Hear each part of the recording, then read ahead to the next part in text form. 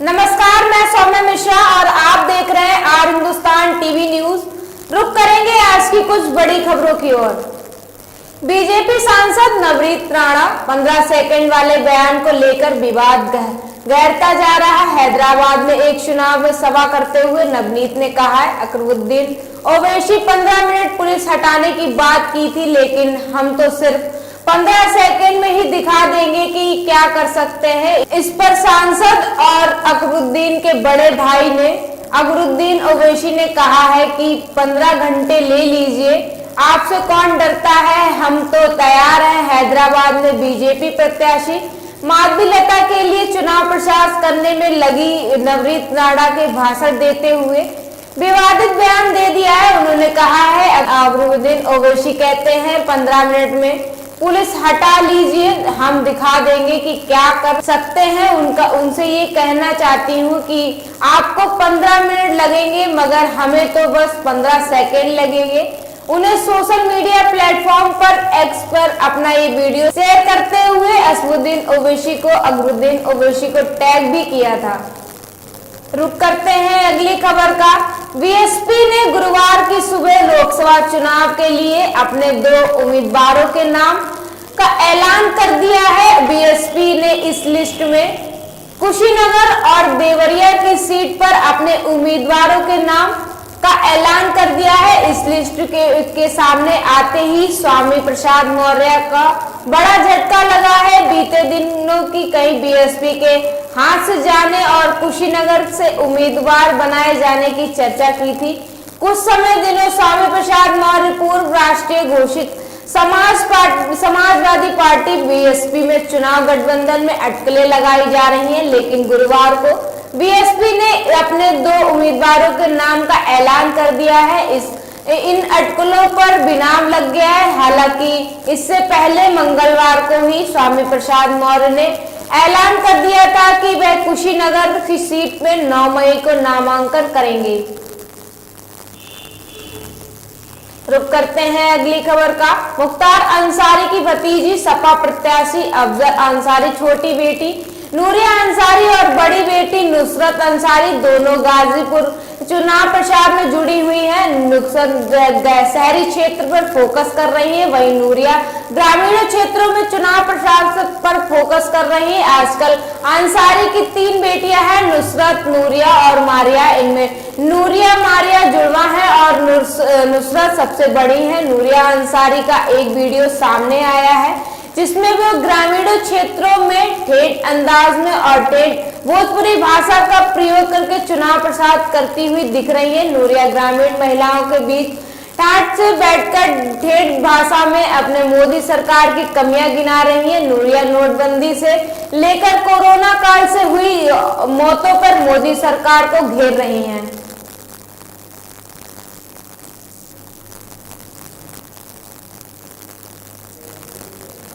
रुक करते हैं अगली खबर का। समाजवादी पार्टी राष्ट्रीय अध्यक्ष और उत्तर प्रदेश के पूर्व सीएम मुख्यमंत्री अखिलेश यादव भारतीय जनता पार्टी हार की घोषणा पत्र जारी करके बीजेपी सरकार को समझाई है। सोशल मीडिया साइट पर एक्स में सपा प्रमुख ने लिखा है, भाजपा की हार महंगाई, बेरोजगारी, भ्रष्टाचार की वजह से पहले ही आम जनता भाजपा के साथ छोड़ दिया है, फिर संविधान और आरक्षण का खत्म करने की साजिश रचने वाले भाजपा के खिलाफ शोषित दमित बचित लोगों ने भाजपा का साथ छोड़ा। फिर किसानों को भी लगा है कि जो हमारे खिलाफ काले कानून लाए हैं उन्हें रास्ते से कील कांटे बिछाए हैं, उन किसान विरोधियों के साथ क्या देना। रुक करते हैं अगली खबर का। शाहजहांपुर में अखिलेश यादव की जनसभा में एक युवक घायल हो गया। कई पदाधिकारियों ने उसे मंच के पास ले जा रहे थे, तभी स्वागत कर रहे लोगों को रोकते हुए उन्होंने मंच के ऊपर से हाथ हिलाकर युवक के बारे में पदाधिकारियों से पूछा। उसके बाद पदाधिकारियों ने युवक को मंच के पीछे से ले गए, वहां उसे उपचार के लिए भेज दिया गया। रुक करते हैं अगली खबर का। इंडिया प्रीमियर लीग आईपीएल 2024 में लीग स्टेज पे 57 मैच खत्म हो चुके हैं। बुधवार को Sunrisers Hyderabad Lucknow super giants ने विकेट से हराया है। इस नतीजे के बाद एसआर के तीसरे नंबर पर पहुंचकर लखनऊ छठे नंबर पर कायम है। रुक करते हैं अगली खबर। इंडिया प्रीमियर लीग आईपीएल के 58 मैच में पंजाब नेशनल किंग का सामना रॉयल चैलेंजर्स बेंगलुरु से होगा। मैच पंजाब होम ग्राउंड धर्मशाला के Himachal Pradesh cricket association stadium में 7:30 बजे खेला जाएगा। मुकाबले का टॉस शाम 7 बजे पीएसटी आरसीबी के बीच सीजन में दूसरा मुकाबला। पिछले सीजन में बेंगलुरु को 4 विकेट से जीत मिली थी, जिसमें पीएसके आरसीबी दोनों सीजन में 12वां मैच खेलेगा। दोनों मैचों में 11 से 4 मैच जीतकर 7 में हार मिली थी। बेहतर रन रेट के बेहतर बेंगलुरु 7 नंबर पर, पंजाब 8 नंबर पर। आज का मैच जीतने वाली टीम को प्लेऑफ की उम्मीदें बरकरार रहेंगी, वहीं हारने वाली टीम को मुंबई की तरह लगभग बाहर हो जाएगी। रुक करते हैं अगली खबर का। देश की हॉट सीट पर बनी हुई मंडी कांग्रेस प्रत्याशी विक्रमादित्य सिंह आज अपना नामांकन फाइल किया है। इस दौरान कांग्रेस के मंडी में शेरी मंच में सख्ती समर्थन किया गया। विक्रमादित्य सिंह ने नॉमिनेशन के दौरान प्रदेश कांग्रेस प्रभारी राजीव शुक्ला, मुख्यमंत्री सुखविंदर सिंह खुशबू, कांग्रेस पदाधिकारी प्रतिभा सिंह, डिप्टी सीएम मुकेश अग्निहोत्री सहित कांग्रेस के बड़े नेता मौजूद रहे। रुक करते हैं अगली खबर का। महाराष्ट्र के अमरावती से भाजपा सांसद नवनीत कौर राणा बुधवार 8 मई को प्रमुख असदुद्दीन ओवैसी उनके बेटे भाई असदुद्दीन का बयान दिया है। नवनीत राणा ने कहा है, अगर हैदराबाद 15 सेकंड के लिए पुलिस हटी तो पता नहीं चलेगा कि दोनों भाई कहां गए। राणा का इस बयान में अकबरुद्दीन की 2013 में दी गई स्पीच में जवाब माना जाता है, जिससे उन्होंने कहा था कि 15 मिनट में पुलिस को हटा दी जाए तो हम 25 करोड़ मुसलमान 100 करोड़ हिंदुओं को खत्म कर देंगे। रुक करते हैं अगली खबर का। कांग्रेस महासचिव प्रियंका गांधी इन दिनों रायबरेली अमेठी चुनाव प्रचार में जुटी हुई है। प्रियंका गांधी रायबरेली से अपने भाई राहुल गांधी के लिए दिन और रात प्रचार कर रही हैं। प्रियंका गांधी की रायबरेली में रैली आ रही है। बड़ी भीड़ में उनके तेवर देखते हुए पूरे प्रदेश में कांग्रेस सहित गठबंधन की प्रत्याशियों में बची हुई सीटों पर प्रियंका और राहुल की रैलियां और सभाएं की डिमांड करना शुरू हो गई हैं। कांग्रेस के अधिकतर प्रत्याशी प्रियंका गांधी का कार्यक्रम अपने अपने लोकसभा क्षेत्र की मांग कर रहे हैं। प्रियंका गांधी फिलहाल अमेठी और रायबरेली के 5वें चरण में हो रहे मतदान के लिए 18 मई तक रायबरेली और अमेठी में रहने वाली। इसके बाद बचे 2 चरणों के लिए प्रियंका गांधी और राहुल गांधी की डिमांड कांग्रेस कार्यक्रम में आनी शुरू हो गई है। छठे और 7वें चरण में कुल 27 सीटें पर चुनाव है, जिसमें 5 सीटों पर कांग्रेस पार्टी के प्रत्याशी चुनाव लड़ रहे हैं और बाकी 22 पर गठबंधन के साथ चुनाव लड़ रहे हैं।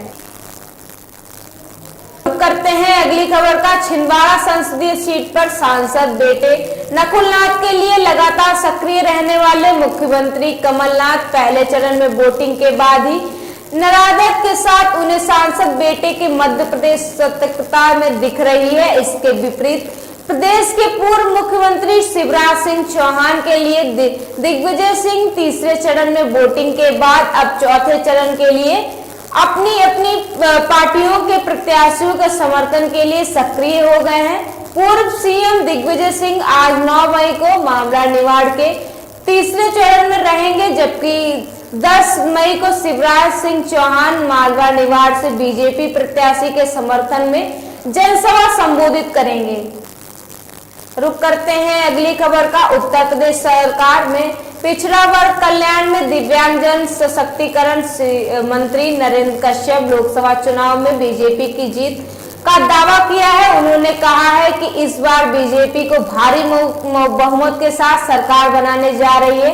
उन्होंने खास बातचीत में कहा है कि अब तक देश में 3 चरणों में चुनाव संपन्न हो चुके हैं और हम सब कार्यकर्ताओं से सपोर्ट मिल रही है। उनके आधार पर ये कहने के लिए संकोच नहीं है कि बीजेपी भारी बहुमत के साथ सरकार बनाने जा रही है। नरेंद्र मोदी तीसरी बार प्रधानमंत्री की कुर्सी पर विराजमान होंगे। मंत्री नरेंद्र कश्यप ने कहा है, चुनाव के बीजेपी में आरएलडी के प्रत्याशी भारी मतों के साथ जीत पे परचम लहराएंगे। बीजेपी केंद्र में सरकार बनने जा रही है और जो विपक्षी दल अपने खोखले वादों के जरिए जनता को लुभाने की कोशिश कर रहे हैं, उनकी कोशिश नाकाम साबित होगी।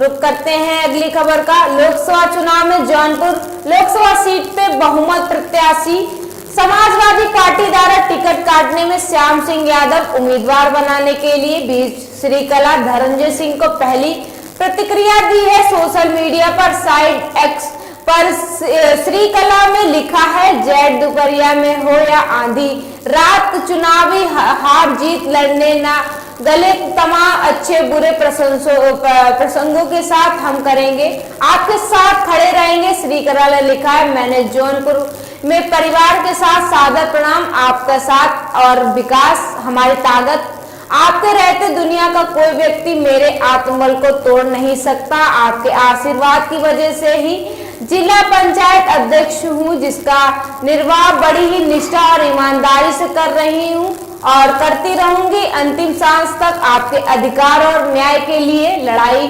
लड़ना हमारा धर्म है। आपका आदेश ही हमारे लिए सब कुछ है। सत्ता सरकारों और पार्टियों, हम सभी जनता के लिए, हम उनसे नहीं हैं।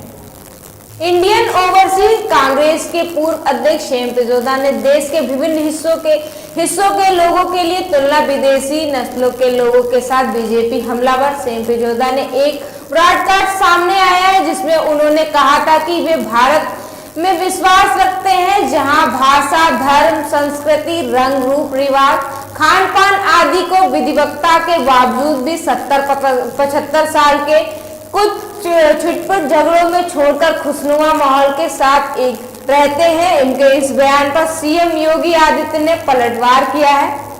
उन्होंने कहा है वे कांग्रेस की बुद्धिदाता और स्वाभाविक रूप से कांग्रेस के बातों में एक राज करें। उन्होंने नीति उसी के लिए शेमपेजोदा का आज बयान कर रहे हैं। देश में 1947 में बांटने के लिए कांग्रेस जिम्मेदार है। आजादी के बाद जाति क्षेत्र में भाषाओं के नाम पर देश को बांटने का पाप कांग्रेस ने किया है।